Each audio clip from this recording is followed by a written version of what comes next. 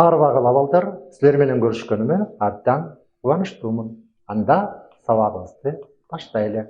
Элибизде айрыкча ата энелерибиздин жинине тийип койгон кезде мээңе чай кайнатам деп коет, же болбосо оң кулагыңдан кирип, сол кулагыңдан чыгып кетет деп коет. Же болбосо тили менен жер шыпырат деп коет. Булардын бардыгы элибизде абалтадан колдонулуп келген туруктуу сөз айкаштары экен.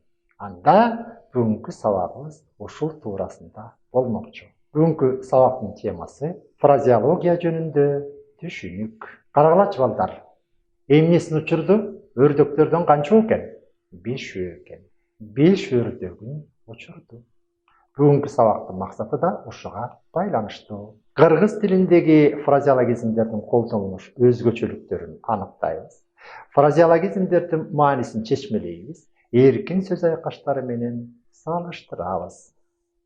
Карагыла. Төбө чачы тик туруптур, Төбө чачым тик турду деп коет, Таң калып, эсоп калганда күтүүсүздөн болгон бир нерселер, бул эмне кылып атат?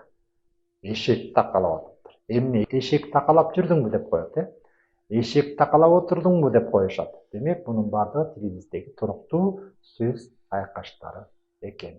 Демек, бош жүргөн, эчтеке жасабай жүргөн бекерчи жөнүндө кеп болуп атат бул жерде. Эми фразеологизм дегенибиз эмне? Фразеология гректен фразис, туюнтма, реч түрмөгү, логос, илим, окуу деген сөздөрүнөн алынган. Демек, фразеология дегенибиз бул туруктуу сөз айкаштары экен. Элибизде абалтадан колдонулуп келе жаткан туруктуу сөздөр экен. Сөз айкаштары булар экиге бөлүнүшөт. Биринчиси эркин сөз айкаштары, экинчиси туруктуу сөз айкаштары.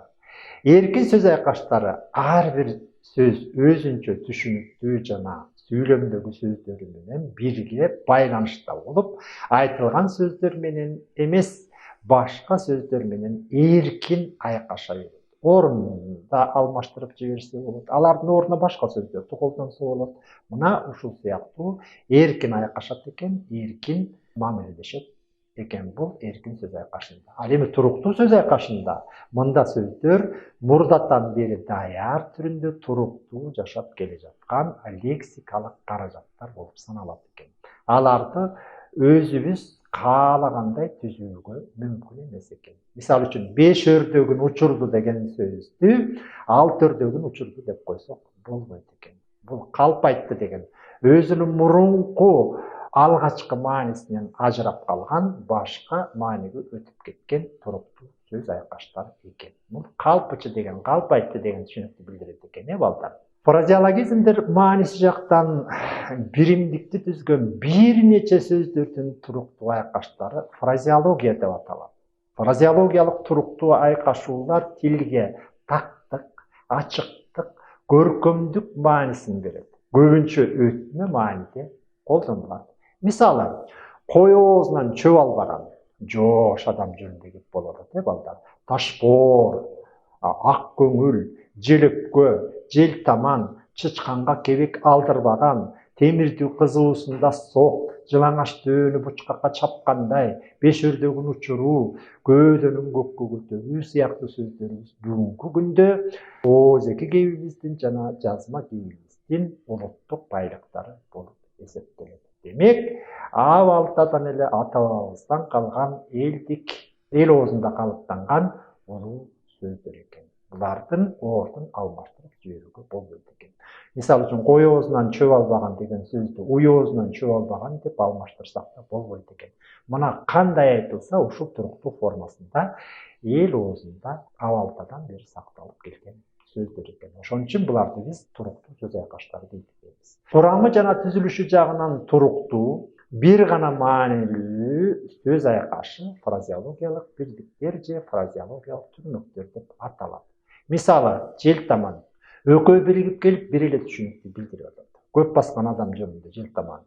Кол ачык десеге, берешен адам жөнүндө кеп болот. Эки сөз биригип келип, бир эле сөздү туюндурат. Ташбоор, желөккө, мурдуна суу жетүү, башы бышкан, көзү каныккан, айттырбай билүү, бут үзүлгөнчө чуркоо, мурдунан жетелөө, карышкырга койгай тартуу, оту менен кирип гүлү менен чыгуу, ийне жибине чейин билүү, ач көз, бал тилин салуу, көз ачып жумганча жана башка ушул сыяктуу толуп жаткан туруктуу сөз айкашы биздин тилибиздин курамында өтө көп кездешет. Демек, бул сөздөрдү колдонуу менен биз өзүбүздүн тилибиздеги сөздөрүбүздүн маанилүүлүгүн, анын маңызын арттыра турган касиетке ээ кылат экен.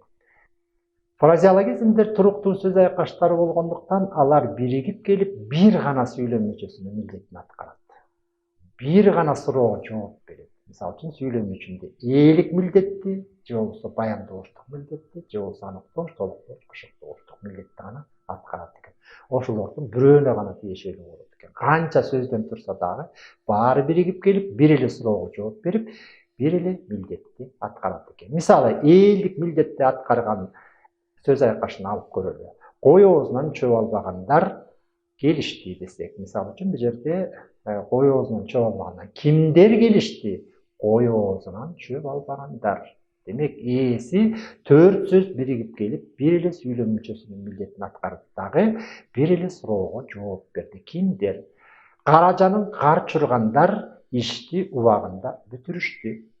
Карагыла балдар, каражанын кар чургандар. Сүрөткө карасаңар, мисалы үчүн ылдый жакта фабрикада каражанын кар чуруп иштеп жатышат иштермандар. Булар ошол ишинин үзүрүн көрүшөт. Жантырашып керейли кечке иштешет, муну каражанын кар чуруп иштейт деп коет. Кой оозунан чөп албагандар десе, кадимки кой жөнүндө сөз болгон жери жок, сүрөттөгү кой жөнүндө эмес. Бул жерде эчки оозуна чөп албагандар деп айта албайбыз. Кой оозунан чөп албагандар. Бул ушул бойдон калыптанган, ушул бойдон айтылат. Демек, кой оозунан чөп албагандар дегенибиз момун адамдар деген түшүнүктү билдирет экен. Баяндооштук милдетти аткарган сөздөрдү алып көрөлү. Булар ишти жең ичинен бүтүргөндөр. Жең ичинен бүтүргөндөр. Булар кимдер? Жең ичинен бүтүргөндөр. Көрдүңөрбү балдар? 3 сөз экен, үчөө тең биригип келип, бир эле суроого жооп берди. Менин милдетим кулак кагыш кылуу. Кулак кагыш кылуу, эскертип коюу деген түшүнүктү билдирип атат. Үчөө биригип келип, бир эле сүйлөм мүчөсүнүн милдетин аткарып, баяндооштук милдетти аткарды. Аныктооштук милдетте колу кыймылдабагандын оозу да кыймылдабайт. Кимдин? Колу кыймылдабагандын. Экөө биригип келип, бир сүйлөм мүчөсүнүн милдетин аткарды дагы бир суроого жооп берди. Кимдин? Аныктооштук милдетти аткарды. Карагул колунан көөр төгүлгөн уста. Карагыла балдар.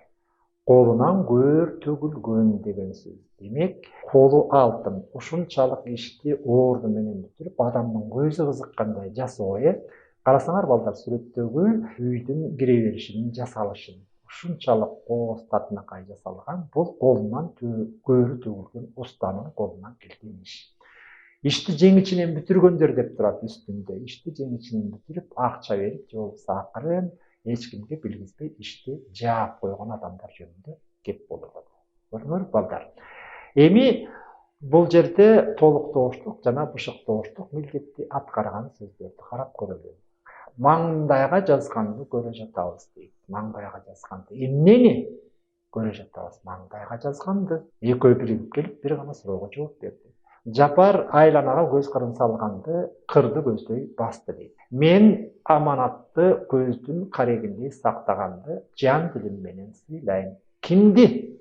Көздүн карегиндей сактаганды. Демек, бул жерде дагы бир эле суроого жооп берип, бир эле милдетти аткарды. Бышыктооштук милдет дагы эле ошондой. Алар жапа-тырмак киришти. Кантип киришти? Жапа-тырмак киришти. Төөнүн куйругу жерге тийгенде, качан? Төөнүн куйругу эч убакта жерге тийбейт, карагыла балдар. Төөнүн куйругу жерге тийгенде. Бул туруктуу сөз айкашты. Кабыргасы менен кеңешүү, кеңешип иштейт. Кабыргасы менен кеңешип. Кабырга менен кантип кеңешет? Кеңешпейт.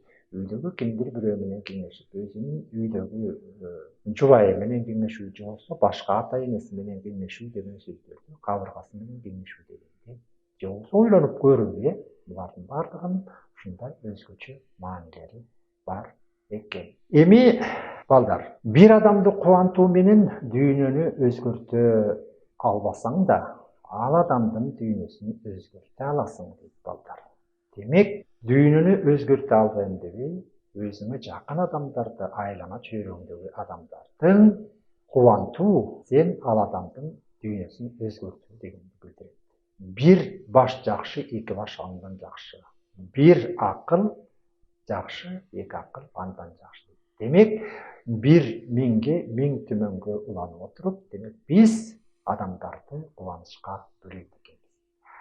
Ушуну менен балдар, бизге бөлүнгөн убакыт аякталды. Эфирден кайрадан жолугушканга чейин саламатта калгыла балдар.